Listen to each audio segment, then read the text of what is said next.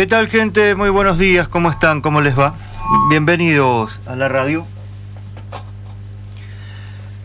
Podríamos decir lo siguiente, para comenzar, para arrancar, como para establecer una posición de lugar o una bitácora de viaje.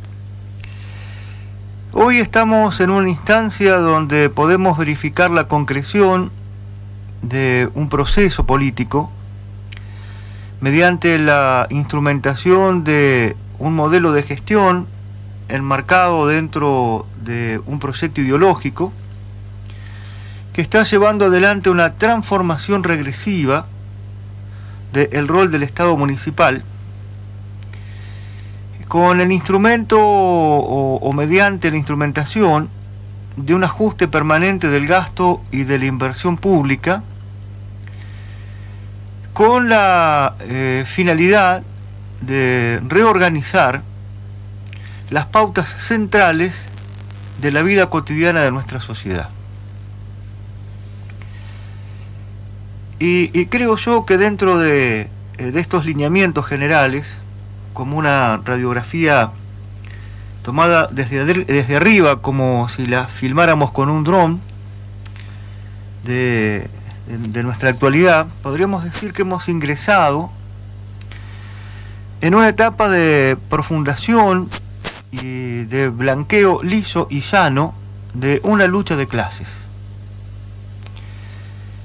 Lucha de clases que se da entre las clases medias y altas de nuestro pueblo, las clases más pudientes, que llegaron al poder político local, a lo más alto, a finales de 2019, y que se enfrentan contra todos los sectores populares. ¿Por qué digo la profundización y del blanqueo ya liso y llano de una lucha de clases? Porque esto ha reconocido otros mojones recientes en el recorrido. Por ejemplo, en 2008, cuando se produjo el enfrentamiento entre las patronales del campo y el gobierno de Cristina Fernández de Kirchner por la vigencia de la resolución 125 de las retenciones móviles, San Antonio de Areco fue escenario de una patente lucha de clases y una versión inminentemente local que fue a partir de mediados de 2012, cuando comenzaba a andar el gobierno de Francisco de Urañona y las clases medias, altas y altas que hoy están gobernando comenzaron una serie de movilizaciones que empezaron en la vera de la Ruta 8 y 41. Pero esto lo deberíamos hablar otro día, con más espacio, con más tiempo, y cuando le dediquemos un análisis más pormenorizado. Para fundamentar esto que estoy dejando como título, me gustaría hacer un repaso de los acontecimientos, de algunos de los que vivimos esta semana, que nos sirven como, bueno, esto que digo al principio es por esto. Los trabajadores municipales culminaron un tramo de un plan de lucha en mejora de sus salarios, de una reivindicación salarial. Esos hicieron entre lunes y martes una doble jornada de retención de tareas que concluyó con una movilización a la Plaza Ruiz de Arellano y a la Casa Municipal. Como algunas cosas sobresalientes del hecho, tuvo una alta adhesión la medida de fuerza y la movilización fue muy nutrida, arriba de 100 trabajadores. Hacía muchos años que no se veía un fenómeno como este. Después, el jueves fue un día candente con respecto a este tema. El gobierno convocó a 2 de los gremios, le hizo una nueva propuesta de un aumento del 15% en 3 tramos, a cobrar 5 en noviembre, 5 en diciembre, 5 en enero. Ese mismo día, a la nochecita, hubo una asamblea muy concurrida, como también hacía mucho tiempo que no se veía en el ámbito gremial de los trabajadores municipales. Ahí, por amplia mayoría, rechazaron la propuesta y decidieron darle continuidad al plan de lucha, pero convocando a 3 días ahora, martes 24, jueves 25, miércoles 25, jueves 26, de retención de tareas, y los 3 días con movilizaciones. Ayer viernes, a mí al menos la información me llegó a última hora, tal vez se produjo antes del acontecimiento. El Ministerio de Trabajo de la provincia de Buenos Aires convocó a las partes, al Departamento Ejecutivo y a los gremios, para realizar una audiencia este martes 24 al mediodía. Veremos después cómo siguen sucediendo las cosas. ¿Qué podemos leer de esto? Que es un repaso muy veloz de jornadas que fueron muy candentes. Repito, como hacía más de 8 años que no se veía. El accionar de los trabajadores, esta protesta, esta reacción de los trabajadores, le puso o marcó cuál es el límite de una de las metodologías predilectas del gobierno de Francisco Rato, que es dividir para reinar. Porque en la asamblea del jueves se unieron los 3 gremios y más de la mitad de los trabajadores municipales están sindicalizados que representan a estos empleados. También pudimos ver que por la intensidad que tuvo la movilización y la protesta del martes, algo se quebró, algo se rompió en la relación entre el gobierno, la patronal y los trabajadores. Y la experiencia de muchos años haciendo la cobertura y el análisis periodístico de situaciones similares, estas son heridas que cuestan suturar y que seguramente van a marcar el devenir futuro del gobierno de Francisco Rato. También hay una certeza contundente que ya a esta altura no admite discusiones, que el sueldo de los trabajadores municipales es el lugar preferido de ajuste del actual gobierno macrista en San Antonio de Areco, que tiene una frase con altísimo grado de perversidad y que siempre la ponen sobre el tapete, que los trabajadores municipales cobran poco porque son muchos. Vaya cruda y clara manera de sintetizar un pensamiento político con un altísimo contenido ideológico y de clase. Es un gobierno que le cuesta entender lo que pasa afuera de su grupo de pertenencia y que le cuesta entender que haya intereses diferentes a los que tiene la clase que representa. Y que el gobierno se siente muy cómodo y se siente ganador, tensando la cuerda, confrontando, agrandando la grieta. Y algo que es un derivado de esta situación, con el recorte constante a los salarios municipales, lo que está haciendo el gobierno de Francisco Rato es apagando uno de los motores vitales de la economía de San Antonio de Areco. Son alrededor de 40 millones de pesos, son más de 1.200 salarios que paga la municipalidad y que en su enorme mayoría se gastan en los comercios y en las empresas de San Antonio de Areco. Y recortar esto significa ir apagando uno de los motores fundamentales de la economía doméstica. El colectivo de artistas independientes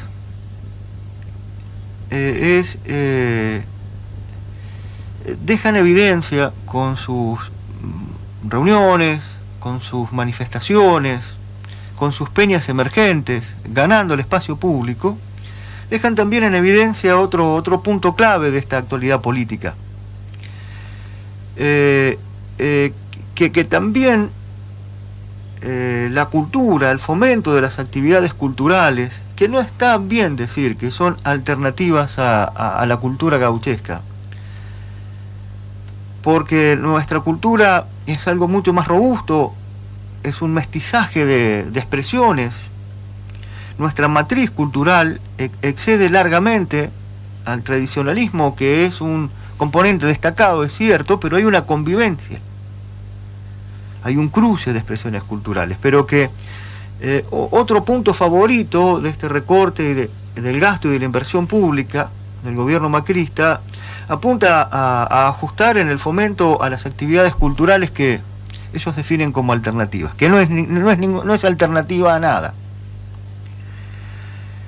Lo vimos esta semana cuando, por si hiciera falta, bueno, lo que estoy diciendo se sostiene en esto, con la suspensión de la tercera edición de la Bienal de Grabado Adolfo Belloc.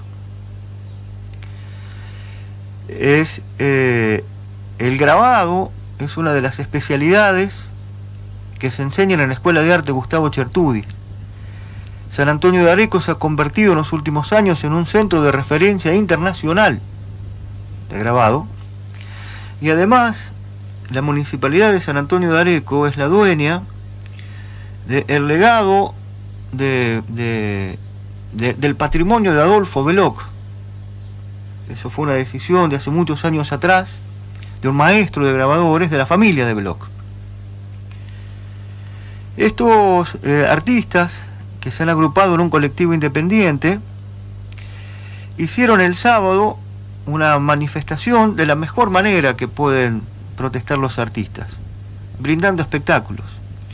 Le pusieron peña emergente, lo hicieron en una esquina de la Plaza Ruiz de Arellano, en Mitre y Alsina, y están convocando otra movilización para esta tardecita noche.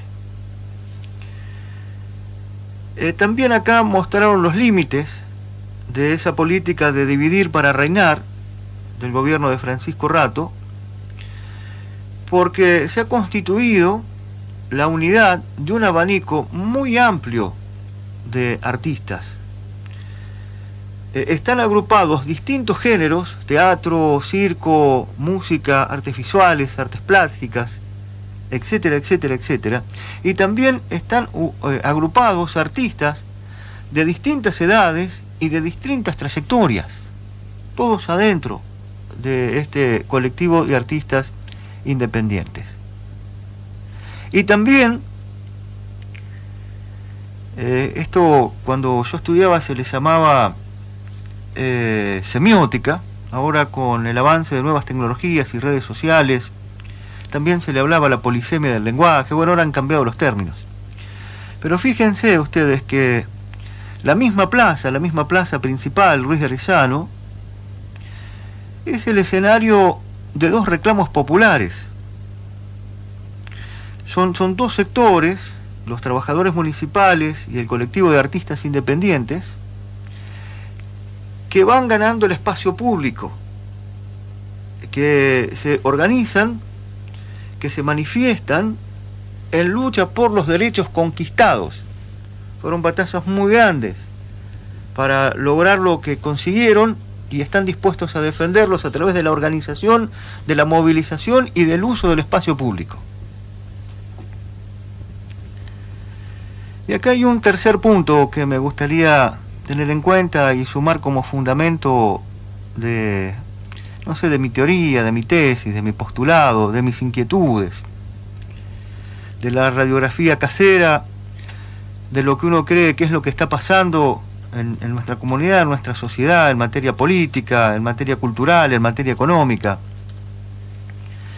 El jueves hubo una audiencia, ahora con la modalidad virtual, convocada por el titular del juzgado de familia número 1 del Departamento Judicial Mercedes, el doctor Sijan, en el medio del proceso judicial por el edificio de la Fundación La Placete, por la decisión del gobierno de Francisco Rato de rescindir de manera parcial el contrato de uso en comodato en favor de la Escuela de Arte Gustavo Chertudi. En esa audiencia el gobierno y sus representantes legales no presentaron ninguna propuesta, como había indicado el juez, para comenzar una instancia de restitución del edificio a la escuela. Vale consignar que la medida cautelar, el recurso de amparo, eso de dejar toda la situación como estaba antes de que el gobierno de Rato pidiera inicialmente en préstamo y después resolviera quedarse con ese edificio, volver todo al Estado, o sea que una vez que se termine la emergencia sanitaria, ese edificio debe volver a la Escuela de Arte. Esa medida cautelar está firme, o sea, se termina la pandemia, se normalizan las clases presenciales y ahí la Escuela de Arte tiene que volver al edificio de la Fundación La Placete. Pero al no presentar ninguna propuesta, el gobierno, y al ver publicaciones en redes sociales y al escuchar comentarios, no ya solo de funcionarios, sino de personas que apoyan fuertemente el proyecto político, queda muy en claro que la apuesta del gobierno municipal es a prolongar el proceso judicial, y que cuando el juez entienda la cuestión de fondo, más allá de la medida cautelar, le va a dar la razón. Le va a dar la razón. Eso es lo que apuesta, digamos, el gobierno. Yo no me voy a meter en este terreno judicial porque escapa largamente a mis conocimientos, muy limitados de por sí, ya en términos generales, imagínense en algo tan específico. Pero en eso confía, digamos, en que a la larga el juez, cuando trate la cuestión de fondo, le va a dar la razón al gobierno, que a su vez tiene la intención de reflotar el proyecto del Master Plan que en abril de 2007, cuando Eduardo Jordán era intendente y el doctor Fabio Crudo era su secretario de salud, ese Master Plan que financiaba la Fundación Pérez Compán, que era para remodelar, ampliar y poner en valor el actual edificio del Hospital Municipal Emilio Cervoni a través de la financiación de aportes privados. Cuando se fue Jordán, eso salió de la escena. Vinieron los 4 años de Estela Leno, vino el cambio de proyecto político con Francisco Durañora, y ahora que Francisco Rato intenta retomar este proyecto. Uno lo que tiene para decir es que de esta manera el municipio perdería la administración de la salud pública, o sea que pasaría a hacer el manejo de entidades privadas, porque nadie aporta el dinero gratis. La filantropía no existe. Siempre hay una segunda intención, siempre está la búsqueda de un beneficio detrás de un aporte económico, cuantioso además, para hacer una obra de semejante porte. Pero ¿qué significaría esto? Remodelar, ampliar, poner en valor el hospital en vísperas de su centenario con plata privada, ni más ni menos que ceder de parte del municipio a los privados la administración de un bien social impostergable, como es la salud pública. Camino que ya estamos recorriendo y que ha quedado patente con la gestión que ha hecho el gobierno de Francisco Rato de la emergencia sanitaria. Porque no pierden oportunidad ni el doctor Espina, ni el doctor Crudo, ni el intendente, ni el jefe de gabinete, para tratar de apartarse de los lineamientos que ha establecido la provincia de Buenos Aires para llevar adelante la emergencia sanitaria. Y en cuanto pudo, se trató de manejar con criterios propios de índole municipal y abrió el juego a la participación de ONG. Ya hay privados trabajando, Mundo Sano, Adresar, que están metidos dentro de la salud pública, en el hospital municipal. Y además, la fuerte influencia de privados que han aportado dinero para financiarlo a través de donaciones, como es ARPA, por ejemplo, y algunos otros. No hablemos de la cooperadora del hospital, porque está justamente para eso, para cooperar con la marcha del hospital público. Pero quiero remarcar, y lo voy a hacer hasta que me quede ronco, también en cada chance que tenga. A pesar de toda esta negativa, de toda esta confrontación, de haber metido la grieta también en la emergencia sanitaria, porque es la única manera que el macrismo se puede sostener y que puede ganar, es enfrentando a la gente, es dividiendo, es ensanchando la grieta. El papel que cumplió la provincia de Buenos Aires desde marzo para acá, con la asistencia efectiva de muchos millones de pesos y la entrega de insumos y de aparatologías para el hospital, ha sido determinante para que el gobierno de Francisco Rato pudiera transitar estos meses con bastante tranquilidad, de no haber mediado ese rol del Estado que tanto detestan, que tanto quieren achicar hacia la mínima expresión, pero la mínima expresión es necesaria para garantizar el privilegio de las minorías que nos gobiernan, de las clases medias altas y altas del pueblo. Si no hubiera sido por la provincia de Buenos Aires y por ese rol activo del Estado, otro sería el cantar. La tranquilidad con cual se han transitado este tiempo, obviamente con los sobresaltos lógicos de una desgracia, como es tener una pandemia, fue gracias al papel que cumplió la provincia de Buenos Aires, más allá de todo lo que escuchen de parte del gobierno local y de sus funcionarios más preeminentes. Las cifras superan los 70 millones de pesos de aporte extra presupuestarios que ha hecho la provincia de Buenos Aires en este tiempo, el equivalente a más de un mes de recaudación entera de la municipalidad. Como resumen, para retomarlo del principio, al cual hemos aportado algunos ejemplos como soporte de esa idea, de ese concepto, resta decir lo siguiente. El gobierno de Francisco Rato blanquea y profundiza la lucha de clases a través de el enfrentamiento continuo, del ensanche de la grieta. Un mecanismo es el ajuste permanente de gastos y de la inversión pública, que está llevando a una transformación regresiva del papel del municipio como Estado, que lo que estamos viviendo es un proceso de reorganización municipal de la vida comunitaria, de la vida diaria, en las esferas económicas, culturales, yo diría de características inéditas en historia política contemporánea. Semejante tenor de acción está generando como respuesta, como contrapartida, como contracara, la organización, la unidad, la movilización de los sectores populares, que tal vez sin tener una mirada tan racional, tan teórica, son el otro extremo de la lucha de clases, son los adversarios del gobierno.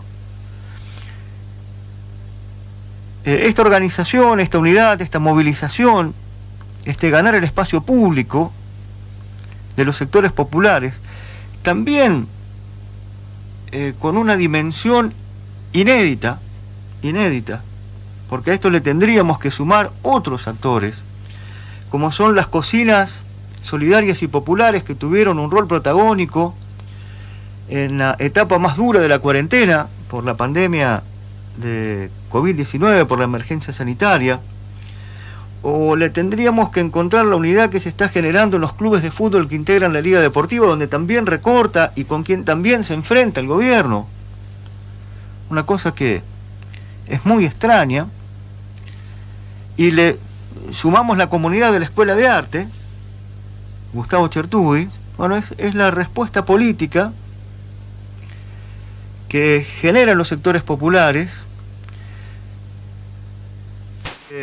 para tratar de ponerle límites a este accionar descarnado del macrismo.